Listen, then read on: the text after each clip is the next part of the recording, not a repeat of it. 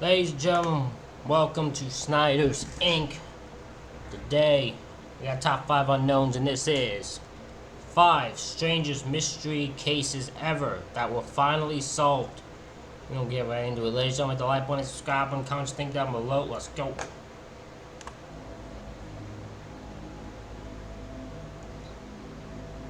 Years and even decades after these mysteries began, the hard work of the police and friends and family that never gave up finally led to answers. Some of the answers were ones that family members had believed from the beginning, but a lack of evidence meant justice couldn't be served.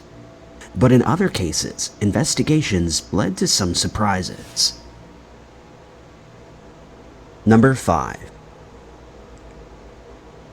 A family mystery that remained unsolved for 70 years was finally solved in 2023, but not before providing a clue for another unsolved mystery.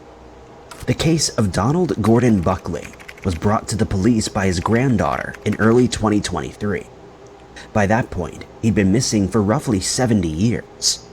Despite the length of time that had passed since he was last seen, the police began their investigation into what had happened to Donald. The story began in the 1950s. Donald was in his early 20s and worked as a laborer near Sydney, Australia. He had a wife, 2 sons under the age of 5 named Donald and Peter, and a baby daughter named Kay. He also drank and possibly had a problem with alcohol. In 1953, the pressures of his life became too much. His marriage wasn't working out, and he made the decision to leave his wife and young children. Donald's wife filed for divorce, and he was ordered to pay child support. A few payments were made, and Donald remained in occasional contact with his family. But in 1954, that stopped. Donald's family tried to move on with their lives. They assumed he simply didn't want to pay child support. He didn't just leave behind his wife and children, but his parents too. Sadly, his father passed away the year after his son vanished. It's not clear if Donald's family actually reported him missing. According to some reports, there was an extensive investigation by Australian police in the 1950s, but this turned up no results. Other sources claimed that he was never reported missing until his granddaughter Donna walked into a police station in 2023 to bring the case to the attention of the authorities. Despite the time that had passed, the oldest son, Donald, didn't stop thinking about him. He had only been 4 years old when his father disappeared, but he still wanted to know for certain what had happened to him. He placed an ad in a Sydney newspaper in 1972 in the hopes that someone might be able to put him in touch with his father. Someone contacted him with a tip, telling him that Donald Sr. had passed away and was buried under a different name, but unfortunately the tip didn't lead the family to any answers. The 3 Buckley children grew up to have families of their own, and decades after her grandfather disappeared, Donna was born. When her father passed away, the mission to find out what happened to Donald Buckley was passed on to her. She began going through records to try to find any clues, and also contacted the police for assistance. An appeal was made for information about what could have happened to him. There were 3 theories at the time. The first one was what the Buckley family had always suspected, that he simply left for a new life and changed his name so that he would no longer have to pay child support. If this had happened, there was hope he might still be alive, though he would have been in his 90s by this point. The other 2 theories were much darker. He could have Look, if my man had issues with alcohol and just up and left, I tell you, he's not old at 90. He is 100% not. No way. taken his own life or met with foul play. As part of the appeal, Donna showed 2 photographs of her grandfather in the hopes that it might spur someone's memories. She also submitted her DNA to a database which aimed to help solve missing person cases and to identify John and Jane Does. But it was a tip and records that would lead Donna to her grandfather. Surprisingly, the lead her father had been given in the 70s was actually correct. In a cemetery in the town of Moree is a grave for a man named Donald G. Buckley. The plaque on the stone notes that most knew him by another name, Arthur Johnson. He had passed away in 1980 from natural causes. This would mean he was still alive when his son posted the advertisement in a newspaper, searching for information. A closer look at the records showed that Donald had changed his name multiple times, going by Arthur Johnson, Arthur Harold Alfred Johnson, Donald Gordon Johnson, and Arthur Gordon Buckley. He had also changed his date of birth. His gravestone stated that he was 49 years old when he passed away, but he would have actually been 50. Not a lot is known about what happened to Donald after he disappeared, though Donna is still seeking to try to find out more about her grandfather. But he didn't seem to entirely leave his past behind. Whoever commissioned the plaque on his gravestone knew about his children. The plaque read, quote, "Beloved father of Donald, Peter, and Kay, grandfather of their children, sadly missed." As the Buckley family tried to find out more about Donald's life, they also helped to partially solve another, more disturbing mystery. In 2022, staff hired to clean a local housing complex in Brisbane made a dark discovery. In a void behind the storage area in the building, they found the remains of a young woman. The body had been tightly wrapped in clothing and bedding and was partially covered in dirt. Little effort had been made to actually conceal the body, but the police realized it had actually been there for more than 10 years. The wrappings had helped to preserve the body and meant that nobody else had smelt anything strange in the area before the body was discovered. The police determined the body belonged to a woman who was in her 30s, who had likely passed away sometime between 2009 and 2010. Wounds and the way her body had been left pointed to foul play. Appeals for information were made, but it was only through DNA that an answer was found. When Donna had submitted her DNA to a database, she hoped it would lead to her grandfather. Instead, it helped point to the identity of a woman who passed away almost 60 years after Donald vanished. The woman was distantly related to Donna through her mother's mother. After piecing together the family tree, the police were able to identify the woman as Tanya Lee Glover. Tanya was from New South Wales but moved to Brisbane in 2006. She had fallen out with her family and apparently cut off contact with them. Tanya lived alone in an area called Fortitude Valley. Due to hearing and vision impairments, she didn't work but did collect a pension. According to the police, she was carefree but didn't seem to take part in any risky behavior, such as involvement in illegal substances or crime. She's believed to have gone missing sometime in 2009 or 2010 and would have been around 38 years old. Unfortunately, the police don't know much about Tanya's life or the people she would have seen regularly. Whoever did know her obviously didn't think her disappearance was too strange, as she was never reported missing to the police. Her family believed she'd been alive and living in another part of Australia. They were shocked to discover the truth after her body was identified. The police are still appealing for information in this case. They hope by piecing together Tanya's life, they might be able to understand who ended it and why.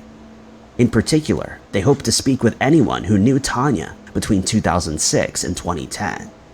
These people are asked to contact Crime Stoppers on 1-800-333-000 or on their website.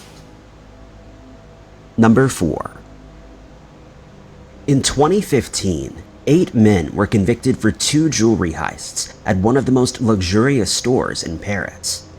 Between the 2 heists, more than $100 million in jewels and watches were stolen, and only a fraction of that has ever been recovered. The first heist took place on October 6, 2007. The scene was the Harry Winston store in Paris. From the outside, the store looks more like a hotel than a jewelry store. There are no display cases in the windows, designed to get people to come in and look around. Guests are allowed in only after speaking via an intercom, and appointments are recommended. Once inside, the potential customer is shown to a private showroom with ornate furniture where display cases are brought to them. All movements are watched closely by security guards who keep track of where all the jewels are being shown. At night, the store is locked up, an alarm is activated, and the keys are given to a protective services agency. The next morning, a security guard will arrive for work and the keys are delivered to them. They cannot go inside until another employee has arrived though. Nobody's allowed in the store alone. The security guard on duty on the morning— That is insane.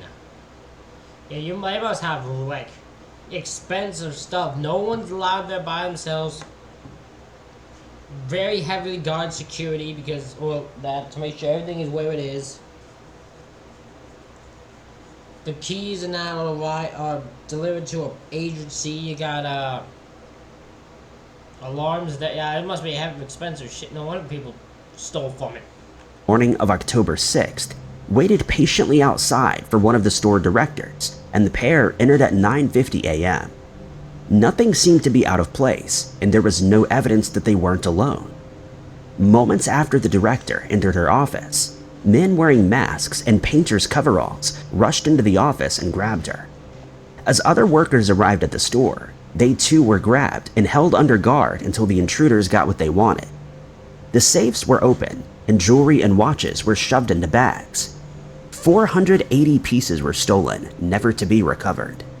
The thieves made their escape, but not before stealing the security tapes. Nobody was hurt during the raid, though they were understandably traumatized.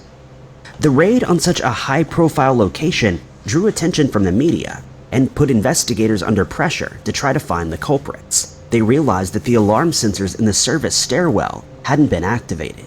The thieves had spent the night in that stairwell, but activated the fire extinguishers to cover any traces of them. The thieves had spoken, and one of them was even referred to by the name of Farid. Another was referred to as Inside job. Has to be an inside job. No other way. It has to be an inside job. If the thing was not turned on and the alarm was turned on and nothing like that, it's an inside job then. as Voldemort. The criminals had Someone's nickname in this thing was Voldemort? Really?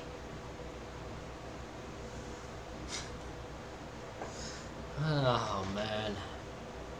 Of course it is. Slavic accents, but there was little else to identify them. They left behind no fingerprints and no DNA. The investigation into the robbery continued as Harry Winston tried to recover. Millions of dollars worth of items had been stolen, and there appeared to be little hope of getting any of it back. But the store continued to operate. It became a target for a second time in December of 2007. This time, the shop was hit not long before closing time. 4 men dressed as women used the intercom to gain entrance. Security at other high-end stores in the area thought they looked suspicious, but didn't pay much attention to them after they were allowed in.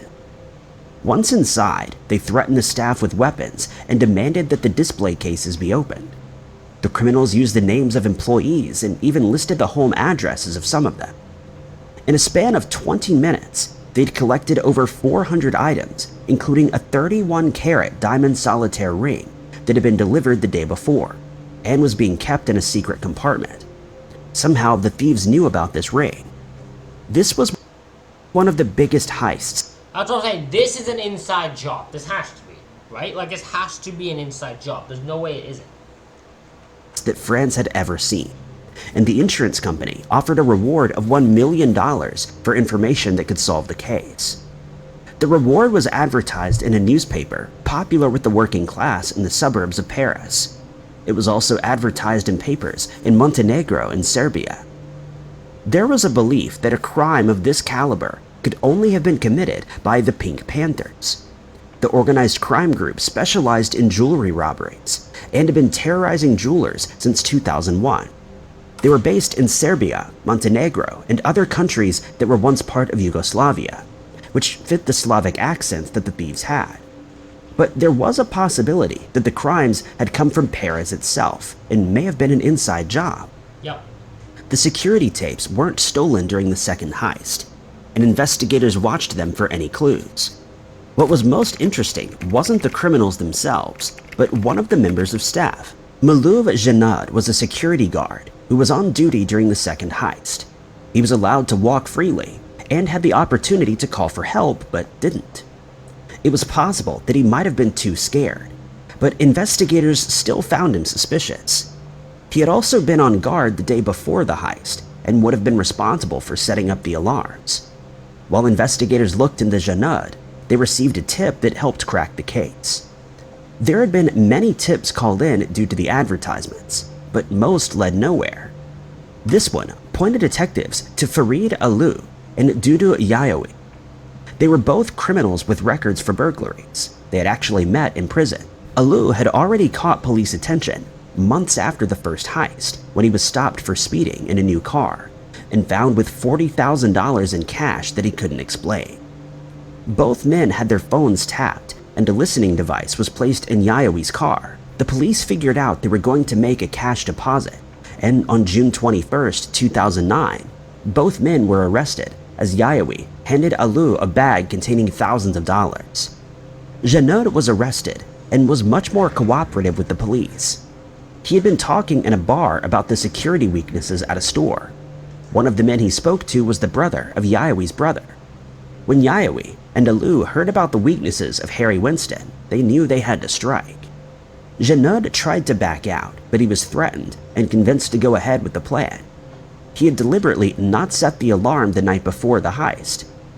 I knew there was an inside job part of it. It was easy to figure out once a place is heavily guarded at and some of the alarms aren't detected or like set up, and like people are easily able to get in and out, and they know secret compartments where a ring is. Yeah, that's inside job, obviously. For his part, he got a share of the profits. Some of the stolen items and thousands of euros were found at Yayawi's home. The 31-carat ring was found in a plastic jar of face cream and buried in a concrete drain pipe. Yayawi was believed to be the mastermind behind the plot, though he never confessed to this. Even after being found guilty and sentenced to 15 years in prison, he claimed that the real leader was a member of the Pink Panthers, but he wouldn't give the police any information. Alu received a 10-year sentence, and Janot 5 years and 3 suspended. 5 others were handed prison sentences for their part in the raids and selling the items afterward, but it's likely there are others who were never caught. Most of the items have never been recovered. At least one of the jewels was accidentally destroyed, and it's possible many more will never be found. Yep. Number 3. The case of Noel Clarence Hardy is one that shows there can still be a resolution to a missing person case, even decades after the person was last seen. For a time, Noel was the oldest missing person case in Ireland, and there seemed little hope for the case ever being solved. But determined efforts by the family finally brought answers in 2023. Not a lot of information is known about Noel. He was born in 1936 and had at least one sibling.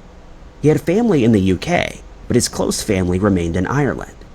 He was last seen on September 17, 1967.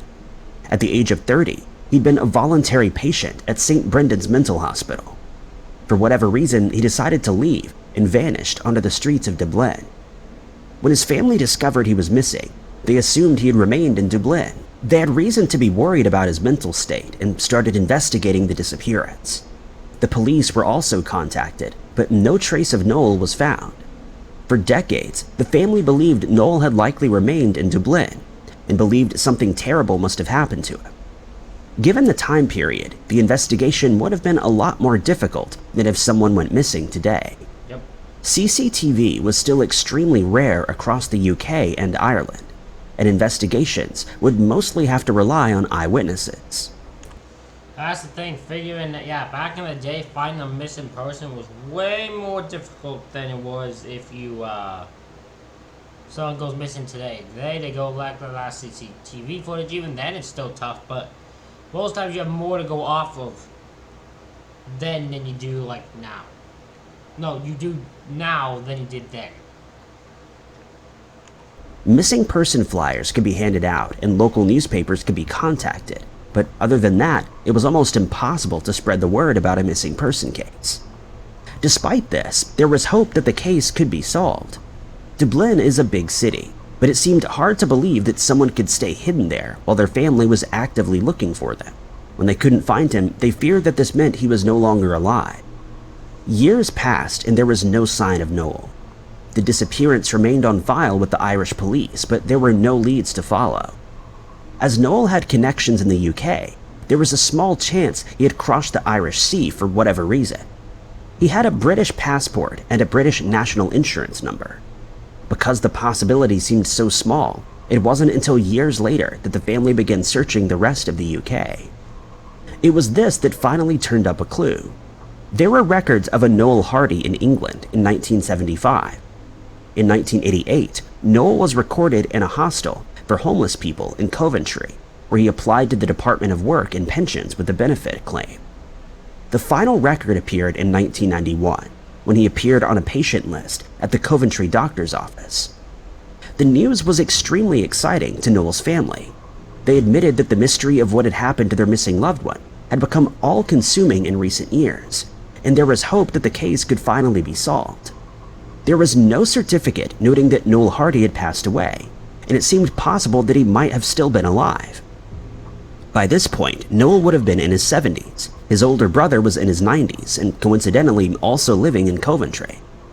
The family made appeals for information, and an amateur genealogist helped to fill in the final piece of the puzzle. While Noel Hardy's name hadn't appeared in any death records, there was another Noel from Ireland who passed away on Christmas Day in 1997. He'd been in the hospital for some time and passed away due to natural causes. The birth date on the certificate was the same as Noel's. After checking the birth records, the family discovered there was only one person named Noel who was born in Ireland on the same date that Noel Hardy was born. He had changed his surname, but it seemed like he hadn't changed his first name. There are still many unanswered questions in this case which may never be solved. One of the most puzzling is why he waited until after 1991 to change his name. It might be that this was when he realized his family was still looking for him, or that there were those who knew him living in the area. Sadly, like his life before he vanished, not much is known about Noel afterwards. Records state that he remained a bachelor. He didn't marry or have any children. But it was a relief for his family to discover that he didn't meet with foul play or some dark fate. While Noel had already passed away before his family found him, he survived for decades after he vanished. The case could bring hope to others with missing loved ones. Number 2. It took more than 60 years for one Miami cold case to be solved. That's insane. By that point, 60 years. 60 years later, bet most people probably wanted to find answers, don't even have it. Aren't even around. The person responsible and most of the victims' children had passed away. It was only through the determination of Joseph Damari's surviving son that the case was finally solved. Joseph Damari was a successful businessman. The company he had started with his brother dealt with produce internationally. Newspapers described him as a millionaire, and he enjoyed a good quality of life. When his children were still young, their mother passed away due to cancer. After a few years, Joseph started dating a woman named Frances. She was a bank teller and 20 years younger than Joseph, but the two were in love. They married and lived together in their North Miami home. Joseph's daughter was only 9 at the time and lived with him, and his 3 sons visited often. It was March of 2024, 1961, when Joseph's life would come to a sudden end. That evening, Frances ran into a nearby gas station asking to use their phone. She explained that she and her husband had been driving for dinner when 2 men attacked them. The police were called, and Joseph's body was found in the front passenger seat of her car. Frances told officers and later the media what had happened.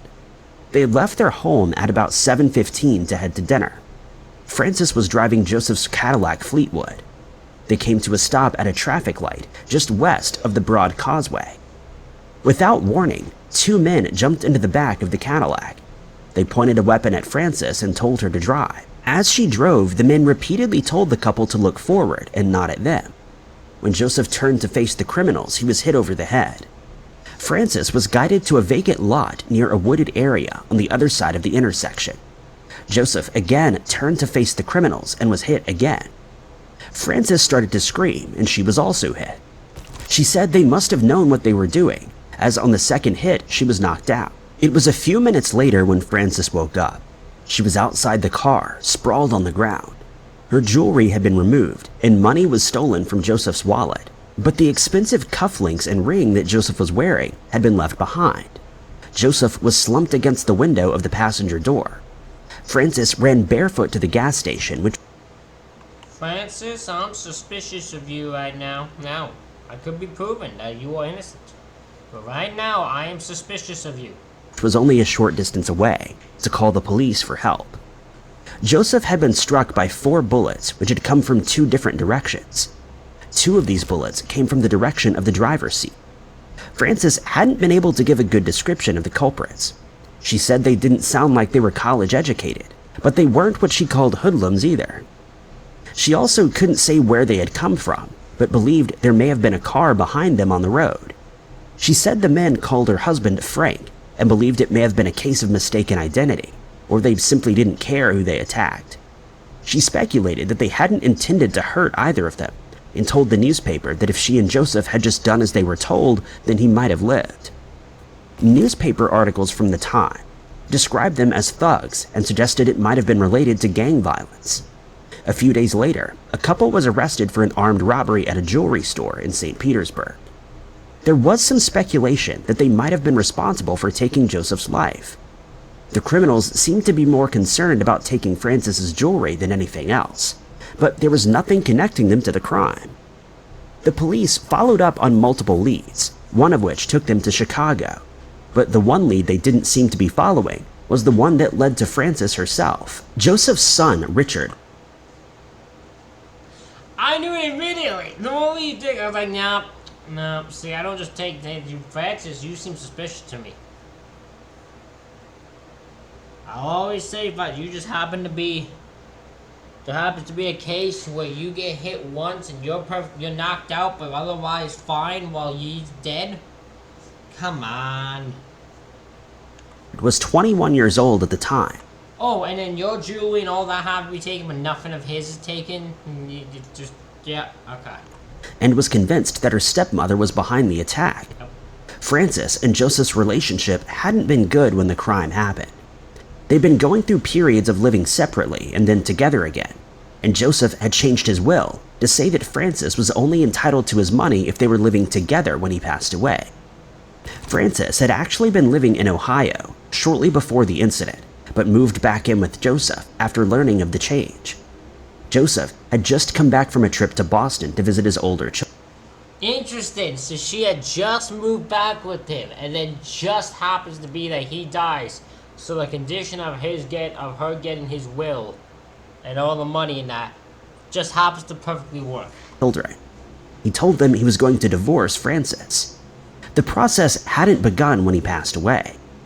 According to Richard, Frances made Joseph's children move out almost immediately, including his young daughter, who went to live with her brother. She then fought for her inheritance and got roughly $250,000, and Frances later married her lawyer. But that alone wouldn't be enough to convince most that Frances was responsible for the crime.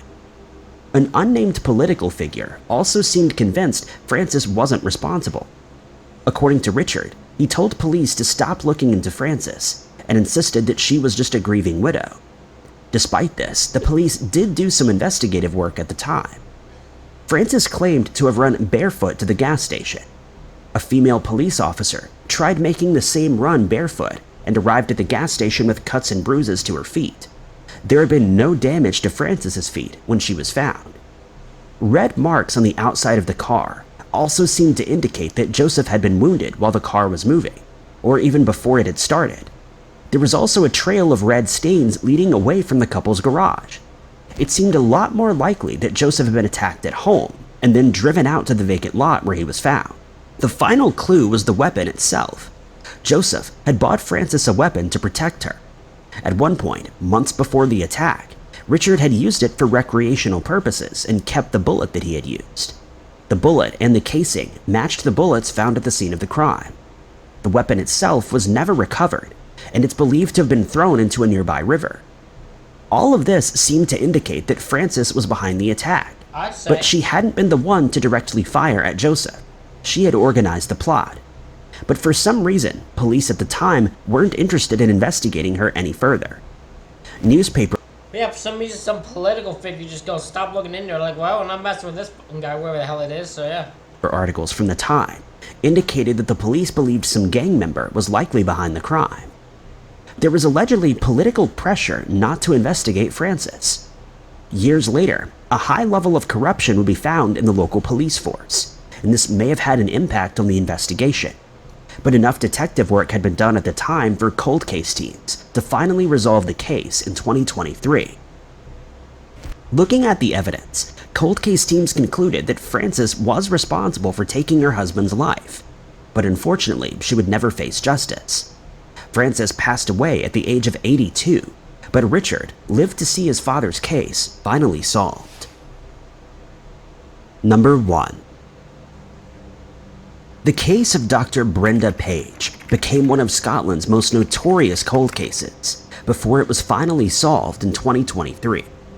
The culprit was a suspect that had initially been ruled out early in the investigation, but was the one person Brenda's family was always the most suspicious of. Brenda Page was a bright scientist from Ipswich who lived and worked in Aberdeen when her life was taken in 1978.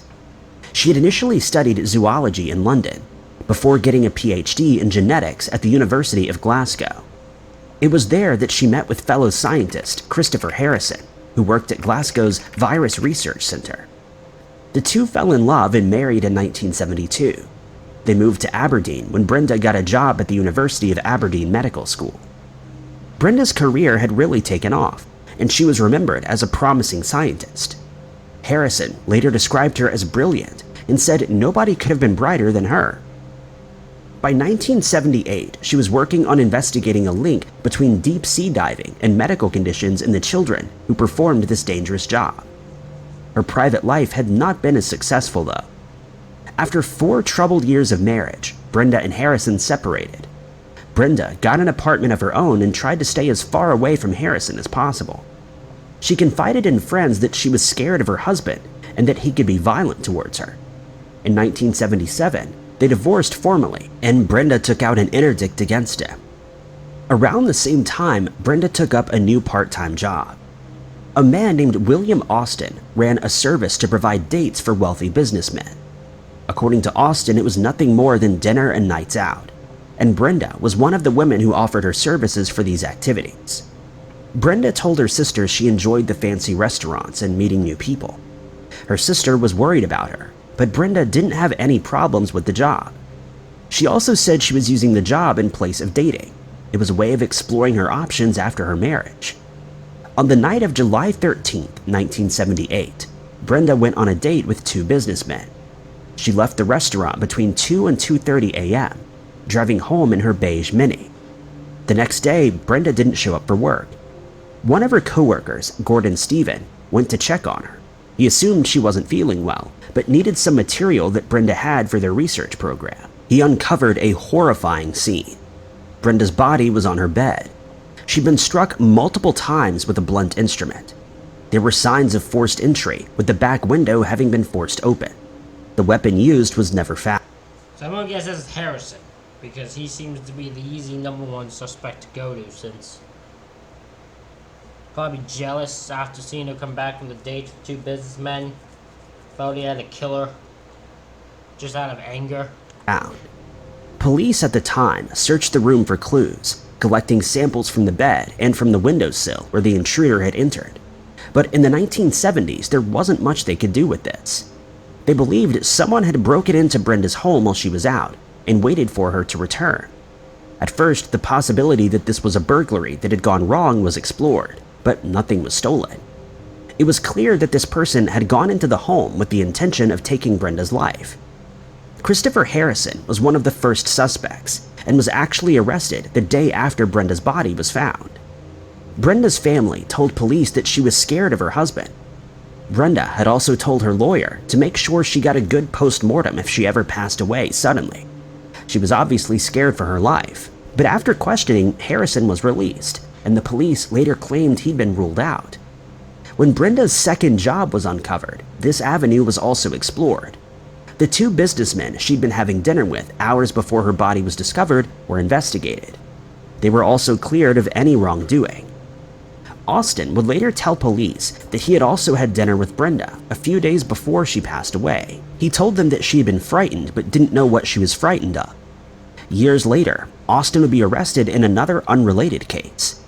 Attention was drawn again to the connection between him and Brenda, but there was never any evidence that Brenda's dates went any further than company at dinner, or that he had any involvement in the crime that took her life. For years, the case remained cold. Harrison moved to the Netherlands, but he always remained a suspect in the eyes of Brenda's family. In 2018, a new possibility was put forward. Brenda's work as a scientist may have been the motivation for the criminal. Campaigners were working to get justice for deep-sea divers used in the North Sea by the oil industry. In the 1970s, the impact on these divers was not fully understood, and unsuitable decompression tables were used, which resulted in health problems and worse. According to campaigners, people investigating the situation in Norway in the 1970s and 80s lost their lives under unusual circumstances. There was no evidence this was connected to their work, but other attempts to highlight the problems were quashed. This was the same work that Brenda was doing when she was attacked. Interestingly, the work that Gordon Stephen had gone to collect when he found Brenda's body was never recovered. In 2018, the University of Aberdeen confirmed it no longer had any papers related to Brenda's work. The idea was put forward that someone had taken Brenda before she could uncover the true extent of health problems caused by deep-sea diving. The case came under scrutiny again. Starting in 2015, a new investigation into the cold case had finally begun. Witnesses were re-interviewed, and evidence taken at the time was investigated. With advancements in technology, now the samples taken in the 1970s could finally provide clues into what had happened to Brenda. Despite the potential risks linked to her two jobs, the culprit was someone closer to home, and much more obvious to those who were closest to Brenda. Yep. On the windowsill, a tiny flake of paint had been collected. The paint matched that of Christopher Harrison's mini traveler car.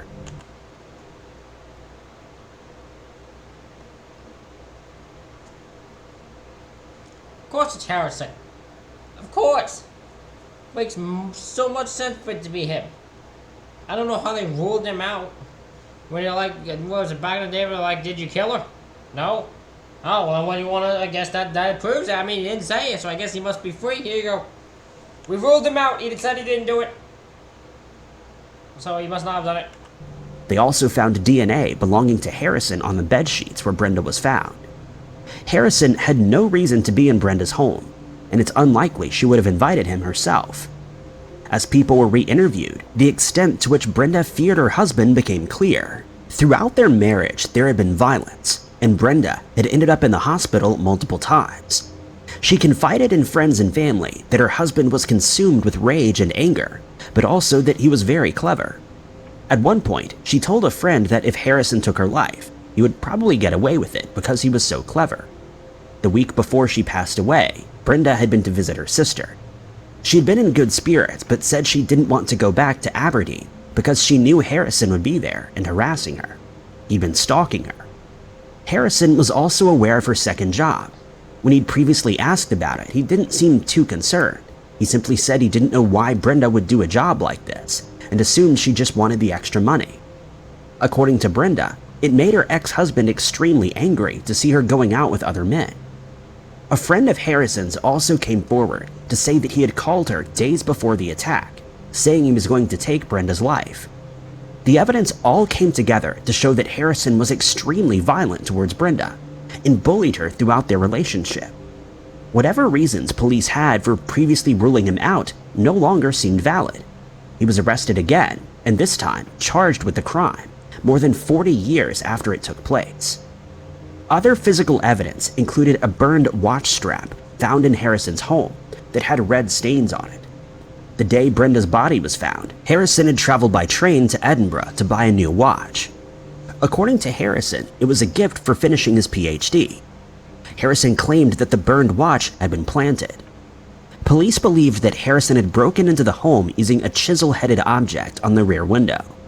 A friend had once shown him how to take apart a window without breaking the glass after Harrison claimed he'd locked himself out of the house. Once inside, Harrison had waited in the wardrobe for Brenda to come in before attacking her and taking her life. In 2023, Harrison was finally found guilty of taking Brenda's life and was sentenced to life in prison and must serve a minimum of 20 before he's eligible for parole. At 82 years of age, he'll likely spend the rest of his life behind bars. Thank you guys so much. Ladies and gentlemen, that is it for this reaction video. Let me know what you think in the comments. Hit the like button and subscribe button. Thank y'all for watching. I'll see y'all for the next one.